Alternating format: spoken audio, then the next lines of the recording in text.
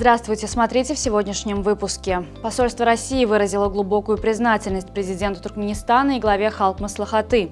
Память туркменского поэта Махтумкули Ифраги почтили в Ташкенте.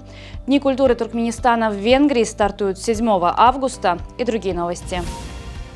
Посольство Российской Федерации выразило глубокую признательность президенту Туркменистана Сердару Бердымухамедову и национальному лидеру туркменского народа, председателю Халк Маслахаты Гурбангулу Бердымухамедову за гостеприимство и возможность отдыха для российских школьников, победителей Международной математической олимпиады. Ранее сообщалось, что по приглашению благотворительного фонда имени Гурбангулы Бердымухамедова 8 юных математиков из Москвы и Казани проведут 10 дней на побережье Каспийского моря. Школьники будут отдыхать в оздоровительном центре Даянч в Авазе. В столице Узбекистана состоялась церемония возложения цветов к памятнику великого туркменского поэта и мыслителя Махтумкули Ифраги. Мероприятие прошло в рамках недели дружбы. Участники мероприятия отметили растущую популярность стихов Махтумкули Ифраги во всем мире и их перевод на многие языки.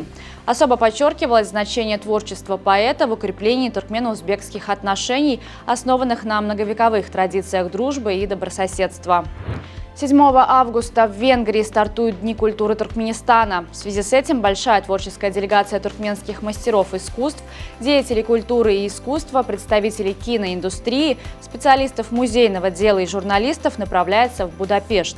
Программой Дней культуры предусмотрены мероприятия, посвященные 300-летию великого туркменского поэта-мыслителя Махтумкули Ифраги, презентация книги президента Туркменистана «Анау. Культура из глубин тысячелетий», показ туркменского кино, мастер-классы по традиционным туркменским ремеслам. В финал центральноазиатского конкурса «Снять за 48 часов» прошли 6 из 14 кинокартин туркменских авторов. Среди финалистов оказалась работа «Мечта» туркменского режиссера Муратгельды Моллаева. Особого успеха добилась команда «Ом» из Туркменистана, чья короткометражка «Привыкание» победила в номинации «Лучший хоррор-триллер». Конкурс «Снять за 48 часов» ежегодно собирает кинематографистов-энтузиастов из 5 стран Центральной Азии. В этом году участникам было дано задание включить в свои работы фразу «Мы здесь», персонажа «Девушку в синем» и предмет «Дом». При этом жанр и сценарий оставались на усмотрение создателей. Делегация Туркменистана во главе с заместителем министра иностранных дел Ахметом Гурбановым посетила Манилу, где состоялись политические консультации с филиппинской стороной. Ключевым итогом визита стало подписание меморандума о взаимопонимании между Министерством иностранных дел Туркменистана и Департаментом по иностранным делам Республики Филиппины о политических консультациях. В Бразилии на 103-м году жизни скончался Вальтер Ортман, признанный Книгой рекордов Гиннесса самым старым сотрудником в мире. Ткацкая фабрика Реновью, где Ортман проработал невероятные 86 лет, подтвердила эту печальную новость. Свою трудовую деятельность на фабрике Ортман начал в далеком 1938 году, когда ему было всего 15 лет. Он с теплотой вспоминал о своем первом опыте работы с калькулятором, привезенным директором из Германии, признаваясь, что поначалу с недоверием относился к новой технологии и перепроверял все расчеты вручную.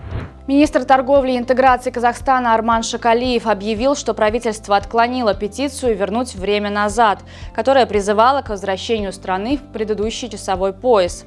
По словам министра, решение было принято после тщательного изучения научных исследований и рекомендаций, представленных рабочей группой. Он отметил, что часовой пояс UTS плюс 5 является стандартным и наиболее подходящим для большей части территории Казахстана. Министерство не нашло убедительных доказательств негативного влияния смены времени на здоровье населения. Валентина Миредова завершила свое выступление на Олимпийских играх 2024 года в Париже, продемонстрировав свой лучший результат сезона в беге на 100 метров. В первом раунде соревнований 39-летняя спортсменка преодолела дистанцию за 11,95 секунды, что, однако, оказалось недостаточным для выхода в полуфинал. Для Валентины это вторая Олимпиада в карьере после участия в играх 2008 года в Пекине. Футбольный клуб «Ашхабад» из Туркменистана приступил к 10-дневному тренировочному сбору в ОАЭ. Команда готовится к третьему кругу национального чемпионата под руководством нового главного тренера Тофика Шукурова. Сбор в Дубае станет ключевым этапом подготовки Ашхабада к возобновлению чемпионата Туркменистана. Третий круг турнира стартует 16 августа, и в первом матче Ашхабад встретится с Копетдагом. На сегодня это все. Со всеми новостями вы можете ознакомиться на сайте turkmenportal.com и на наших официальных страницах в социальных сетях. Всего вам доброго и помните, что Туркменпортал – ваш самый надежный источник новостей.